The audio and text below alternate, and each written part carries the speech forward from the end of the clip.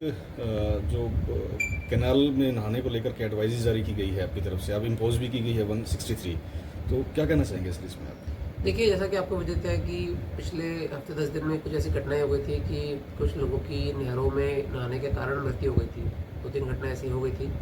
तो इस संबंध में पहले तो सभी को समझाइश की जा रही थी कि नहरों में नहाना वर्जित है, और पर्टिकुलरली जिन लोगों को तैरना नहीं आता है उनको तो बिल्कुल भी किसी भी स्थिति में नहर में नहीं उतरना चाहिए। और वैसे भी इन जनरल नहर है वो खेती वगैरह इत्यादि के लिए इस्तेमाल की जाती हैं। तो समझाइश के द्वारा लोगों को बताया जा रहा था। अब हमने इसमें 163 BNSS जो पहले 144 CRPC हुआ करता था, उसके आदेश भी जारी करवा लिए हैं। और ये अभी क्रिमिनल ऑफेंस है। अगर कोई व्यक्ति नहरों में नहाएंगे तो उनके विरुद्ध नियमानुसार कार्रवाई की जाएगी। और मेरा व्यक्तिगत तौर पे सबसे निवेदन भी है, अपील भी है, क्योंकि पहले भी कई घटनाएं हो गई हैं और बच्चे गर्मी में या कुछ लोग गर्मी में नहरों में उतर जाते हैं, फिर बाद में घटनाएं हो जाती हैं, तो एक बड़ा लॉस हो जाता है फैमिली को। तो इस प्रकार की चीज़ों से बचें। सर, पिछले सप्ताह के अंदर हमने देखा है कि 3-4 लोग इसमें डूबने से मरे हैं, तो कुछ ऐसे भी है कि उस पर सर्विलांस से कोई ठीकरी पहरा रखने का या इस तरह का प्रावधान ये है? बिल्कुल हमने टिकरी पैरा के लिए भी जो सरपंच वगैरह हैं, गाँव के मौजूद व्यक्ति हैं, उनसे बात भी करी है। क्योंकि वैसे तो पुलिस की अपनी जो राइडर PCR वो पेट्रोलिंग करती हैं, बट क्योंकि इलाका काफ़ी बड़ा होता है और नहर काफ़ी लंबी होती है, तो हर जगह मतलब पुलिस की डिप्लॉयमेंट करना थोड़ा मुश्किल हो जाता है। और गाँव के अगर लोग रहते हैं तो वो जानते हैं कि कौन व्यक्ति कहाँ पर है, कब आ रहा है, कब जा रहा है, तो उनकी भी पूर्ण मदद ली जा रही है।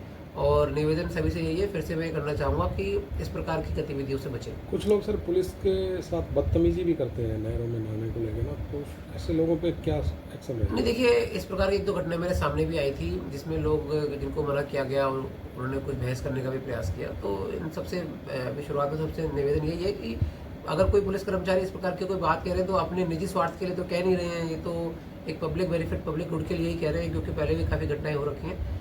तो विनम्र निवेदन ये भी सभी से रहेगा। लेकिन साथ के साथ मैं ये भी बताना चाहूँगा, क्योंकि हमने 163 BNSS के ऑर्डर भी इसमें जारी करवा दिए हैं, जो पब्लिक गुड के लिए हैं, सबके बेनिफिट के लिए, भलाई के लिए ही हैं।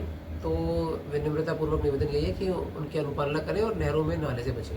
अगर कोई इनके वायलेशन करता है तो उसके खिलाफ कार्रवाई भी? हाँ, इसके अगर कोई वायलेशन करता है तो जो BNS भारतीय न्याय संहिता है उसके अंतर्गत FIR दर्ज की जा सकती है। ठीक है सर। फतेहाबाद जिले को नशा मुक्त घोषित करने के लिए पुरजोर प्रयास लगाया हुआ है हर प्रकार से, जिसमें जो नशा तस्करी करते हैं, नशा बेचने वालों के खिलाफ पूरा हम कार्रवाई करते हैं।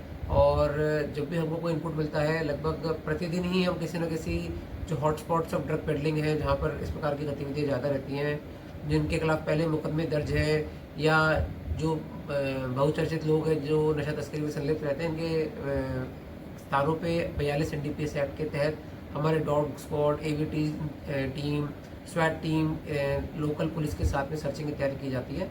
और इसमें जो भी सर्च में मिलता है उसकी खानन तलाशी की जाती है, वीडियो रिकॉर्डिंग की जाती है, इंडिपेंडेंट विटनेस रखे जाते हैं, तो नियमानुसार कार्रवाई की जाती है।